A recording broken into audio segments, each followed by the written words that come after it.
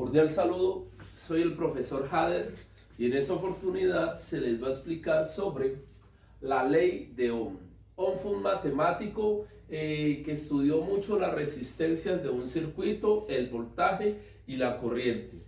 Esta ley relaciona la corriente, el voltaje y la resistencia en un circuito eléctrico, pero pues antes voy a recordar qué es la corriente, qué es el voltaje y qué es la resistencia. La corriente eléctrica es el flujo de electrones, el movimiento de electrones. La corriente eléctrica se mide en amperios. ¿Qué es el voltaje? El voltaje es el trabajo que tiene que hacer una fuente, por ejemplo una pila, una batería. Es el trabajo que tiene que hacer una fuente para mover las cargas eléctricas. Ese es el voltaje. ¿Y qué es la resistencia? La resistencia es una oposición que genera los elementos del circuito a el flujo de corriente. Entonces tenemos lo que es la corriente, lo que es la resistencia y lo que es el voltaje. Rápidamente lo repito. La corriente es el movimiento de cargas eléctricas. Los que se mueven son los electrones, entonces la corriente sería el movimiento de electrones. La resistencia es la oposición que genera los materiales del circuito al movimiento de la corriente, es decir, la oposición que genera los elementos del circuito a que se muevan los electrones, la oposición al movimiento de electrones. El voltaje es el trabajo que se tiene que realizar para mover los electrones. Entonces, la corriente eléctrica se mide en amperios en honor a un matemático que se llama Ampère. La resistencia se mide en ohmios, se representa como H-ohm, los amperios se representa con una A mayúscula y el voltaje se mide en voltios y se representa con una V. Entonces, ¿qué nos dice la ley de Ohm? La ley de Ohm nos dice que la intensidad de corriente que atraviesa en un circuito eléctrico es directamente proporcional al voltaje e inversamente proporcional a la resistencia. Es decir, que la corriente es directamente proporcional al voltaje e inversamente proporcional a la resistencia. O mejor dicho, que la corriente es la división entre el voltaje y la resistencia. Eso por un lado, pero también de aquí se puede deducir a qué equivale el voltaje y a qué equivale la resistencia. Y para eso usamos este triángulo. Este triángulo nos dice que si nosotros necesitamos la corriente sería igual al voltaje dividido la resistencia. Esa sería la ecuación 1.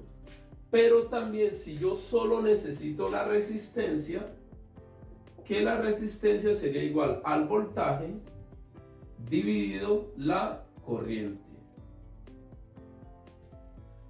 Y si yo solo necesito el voltaje, entonces el voltaje sería igual a la corriente, perdón un momentico, el voltaje sería igual a la corriente multiplicado la resistencia.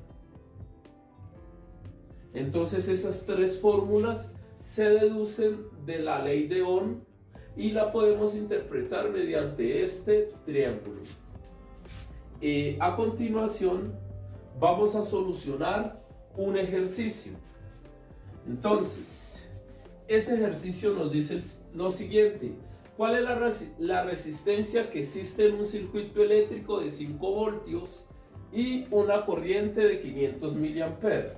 Lo primero que vamos a hacer es sacar los datos. Tengo el voltaje.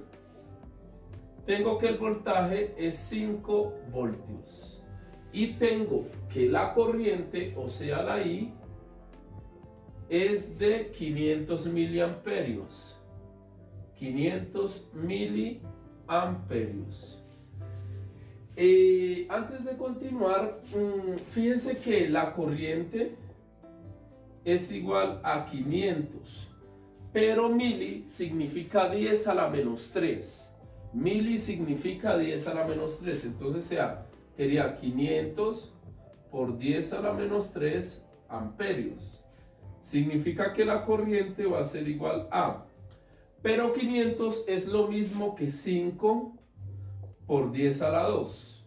Si no se acuerda por qué esta equivalencia es correcta, revise notación científica, que ahí tenemos un video. 500 es lo mismo que 5 por 10 a la 2 y lo multiplico por esto que está acá, que es 10 a la menos 3 amperios. Entonces, quedaría que la corriente, voy a continuar aquí, la corriente va a ser igual a 5 por 10 a la 2 por 10 a la menos 3 da 10 a la menos 1 amperios.